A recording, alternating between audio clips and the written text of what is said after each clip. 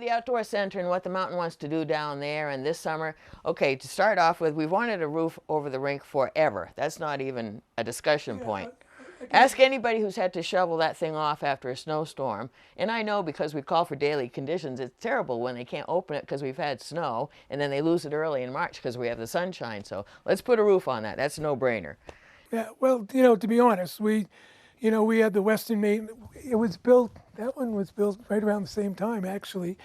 And, the Western Mountains Corporation, which was just a group of nonprofit people, ran it for a while. And unfortunately, like everything, like skiing, the demand that people want goes up and up and up. We used to drag a chain fence behind, and we call that grooming the cross-country trails. So, and the town didn't want to get involved in it, so we sublet to the Sugarloaf Mountain, which has worked out great because they have groomers, they have a maintenance department to maintain it, and they have staff that they can, and it's worked out great. As a town, you're correct. We've looked at maybe or hopefully covering the skating rink. Number one, it ends too soon in the spring because the sun gets on it. Number two, it takes a day or two to recover every time it snows, which we hope happens all the time, but it doesn't. Number three, the town is growing so much in the summer.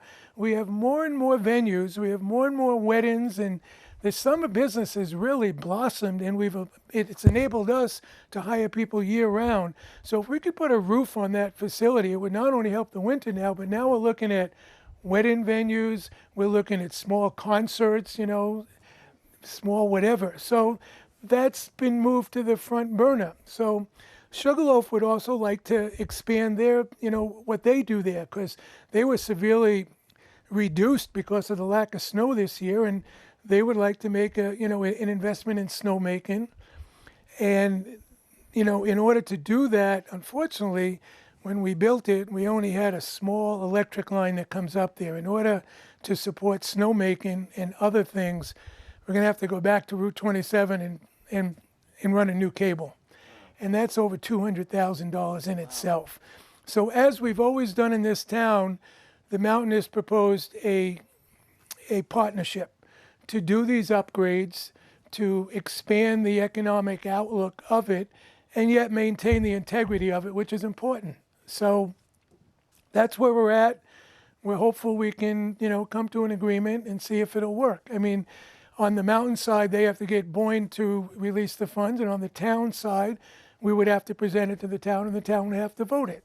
So we're not at that point yet, but that's where we see the outdoor center, which, like everything you talked about here, it's just exploded this past year. And I think we'll lose it as COVID goes away. Hope. But I think we're going to find that people all of a sudden look at their home up here not as a winter retreat. They look at it as something that has year-round value, and that's healthy for the community.